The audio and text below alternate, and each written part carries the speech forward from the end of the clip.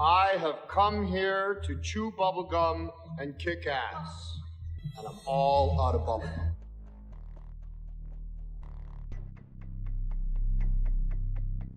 They Live is held in very high regard by conspiracists, especially if you're a movie buff like myself. This movie was, or is, the Matrix of the 80s, a film that portrays a sinister hidden reality most people can relate to because they know deep down that something in the world just isn't right. Though the movie often seems cheesy, it nonetheless conveys a strong message about the elite of the world and its utilization of mass media to keep the population under control.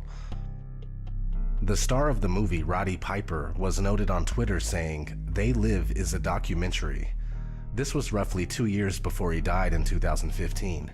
Of course he was joking, at least a little bit, right? This movie is one of those rare subversive stories that forces viewers to question their world and their surroundings. Because despite the fact that the movie is about ghoulish aliens, it communicates truths to the viewers that are only alluded to in mainstream movies. In fact, looking deeper into the storyline, one might realize that there's probably more science than fiction in this story. Are the aliens in the movie an imaginative way to portray the world's elite, those who secretly run the world, those that we call the Illuminati? Let's revisit this cult classic and see how it describes the hidden rule of the elite.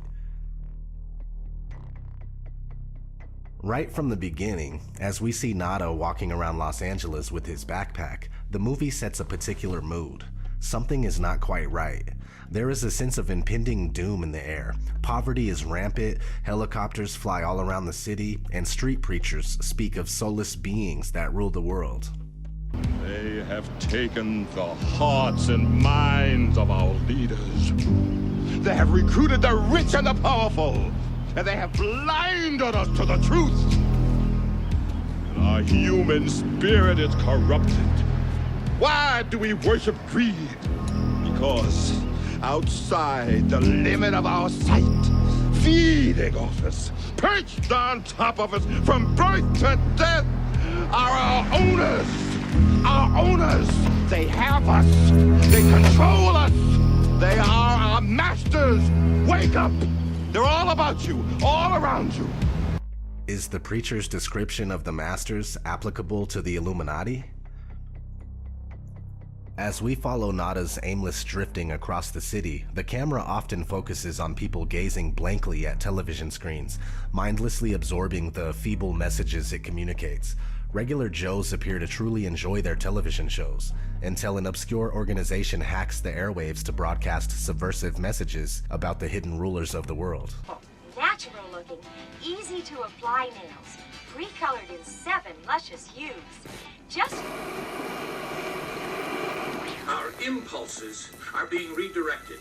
We are living in an artificially induced state of consciousness that resembles sleep. Oh, goddamn hacker, that second damn night that asshole's cut in. The movement was begun 8 months ago by a small group of scientists who discovered, quite by accident, these signals being sent through... It's giving me a headache. Yeah, tell me about it. Must took the hackers months to figure out how to do this. The poor and the underclass are growing. Racial justice and human rights are non-existent. They have created a repressive society, and we are their unwitting accomplices. Their intention to rule rests with the annihilation of consciousness. We have been lulled into a trance. They have made us indifferent to ourselves, to others. We are focused only on our own gain.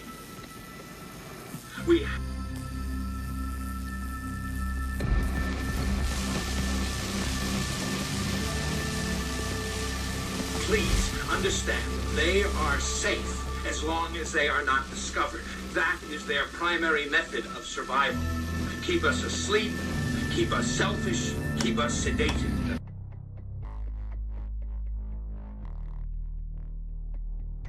The average Joes who watch this pirated TV broadcast all get a massive headache. The raw truth is indeed too much for most people to bear. One such viewer switches the channel after telling the guy on TV, "Blow it out your ass." Just like today, most people do not want to hear about this kind of stuff. They just want to go back to playing on their phone or mindlessly viewing television.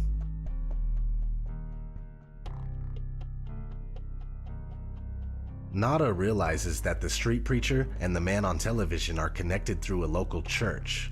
When he sneaks into the church, he discovers that it's actually the headquarters of an underground organization. On a wall inside the church is written, "They live, we sleep," a phrase that describes the fundamental difference between the elite and the masses. Those in power know the truth about the world and possess the means and power to truly live.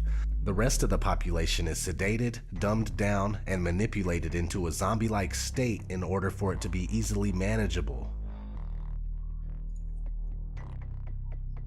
Nada learns that the rebellious organization is attempting to recruit people to take down the rulers.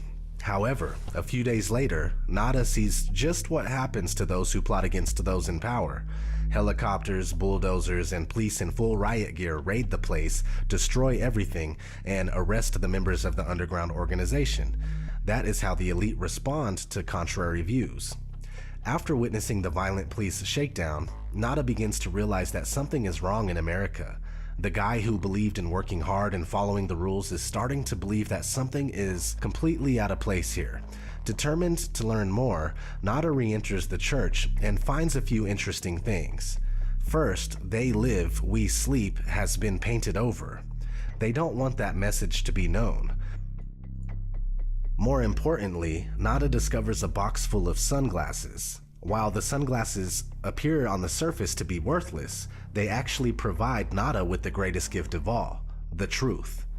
When he has the sunglasses on, Nada sees through the smoke and mirrors projected by advertisement and mass media. He only sees the core of their message and the only reason why they exist. No matter which magazine Nada flips open, he sees the same subliminal messages, which tells a lot about the true function of celebrity and fashion magazines. Despite the fact that they are all different, they all ultimately serve the same purpose, to reinforce messages from the elite to the masses. Nada also quickly understands the truth about money. It brings a whole new meaning to the phrase, "In God we trust." Nada's most shocking discovery concerns the people around him. Some people are not human. They are from another race that has infiltrated society. Nada realizes that they are everywhere and that they hold positions of power, like this politician giving a speech on television.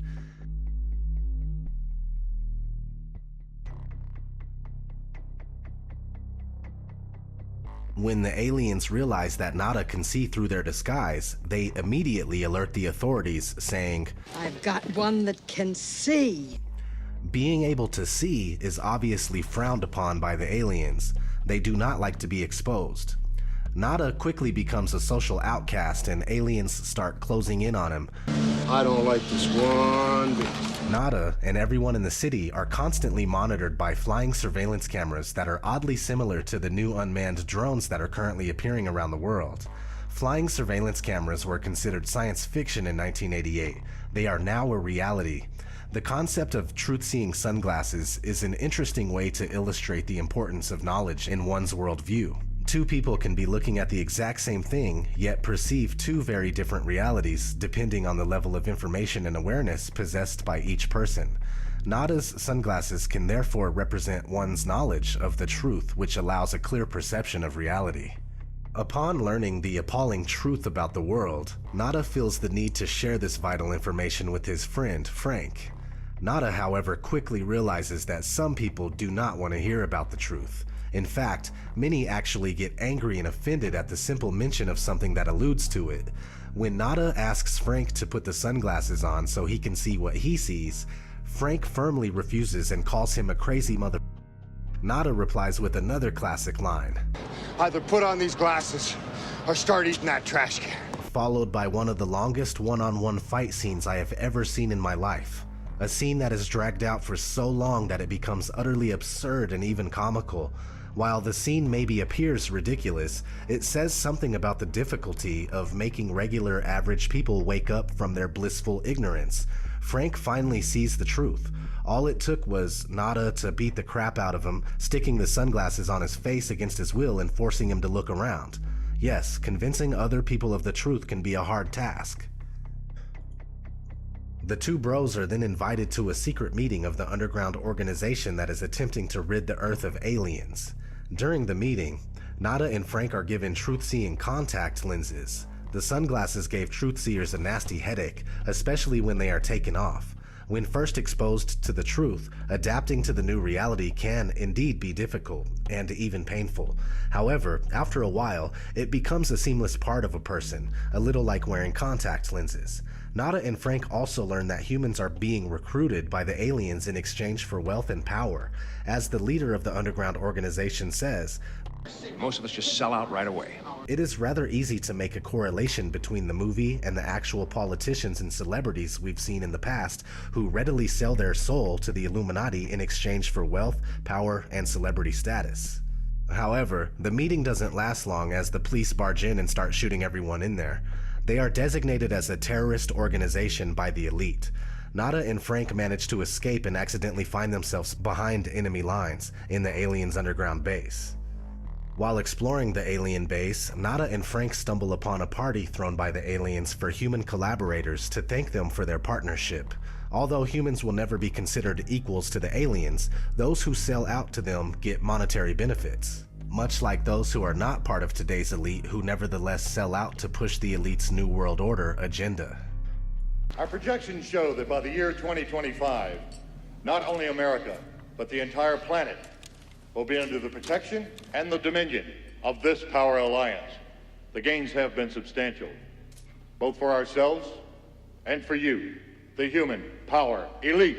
Frank and Nada then discover the source of the aliens' brainwashing signals, a television studio. The aliens use the network to broadcast hypnotic and subliminal signals to humans, blinding them from the truth about their rulers and the world. This is hardly science fiction. The message that is communicated here is that mass media is the elite's favorite tool to indoctrinate the masses and keep them in servitude.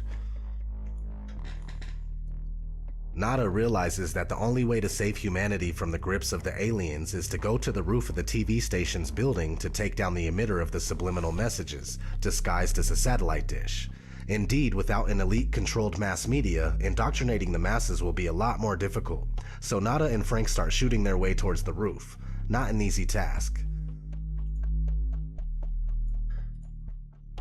Nada met Holly Thompson, a Cable 54 network executive, at the beginning of his wild rampage. While this lady appeared to be nice at first, she tried to mislead, deceive, and even kill Nada during his quest. She ends up shooting his pal Frank in the head. She's the equivalent of a disinformation agent trying to stop any resistance to the established system. While Nada appears to be somewhat enamored with her, she always somehow brings trouble. During the terrorist organization meeting, Holly infiltrated the group posing as a sympathizer and claiming that Cable 54 was clean and not the source of the alien signal, which was false and misleading. Today, disinformation is widely used by the elite to confuse and mislead those who attempt to discover the truth about the world. While Nada rushes towards the roof of the network's building, Holly appears again, claiming that she wants to help him. However, she is simply trying to kill him before the mission is accomplished. She is therefore another human that sold out to the aliens, being used to disrupt non-corrupted humans attempting to liberate themselves and others. Nada manages to take down the alien transmitter and saves humanity, but he ends up being shot dead by a policeman in the process. Nada therefore becomes a quintessential hero, sacrificing his life for the greater good of humanity. Even though it cost his life, Nada visibly does not regret exposing the aliens to the world. With his last ounce of strength, Nada gives the aliens a unique parting gift.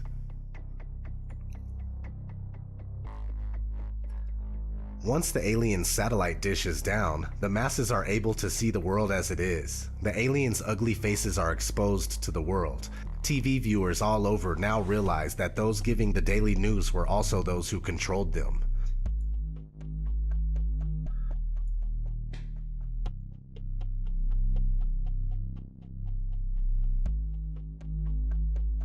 As the years have gone by, this movie's message has become increasingly relevant and freakishly realistic. In the movie, the rulers are portrayed as a completely different race that perceive humans as inferior, something that can easily be correlated to the attitudes of the bloodlines of the Illuminati, or even the Zionist Jews that refer to all non-Jews as Goyim. Working behind the scenes, this secretive elite constantly worked towards a creation of a worldwide system that would serve its interests, a new world order, ruled by a one-world government. To facilitate the ruler's work, the masses are kept in the dark and are distracted with the fake puppet show that is politics, and the no independent thought programming that is the mass media. They Live can indeed be interpreted as a documentary on the thorough and systematic conditioning of human experience in order for a hidden elite to covertly control, manipulate, and exploit the masses. You still don't get it, do you, boys? There ain't no countries anymore. No more good guys. They're running the whole show. They own everything, the whole goddamn planet. They can do whatever they want.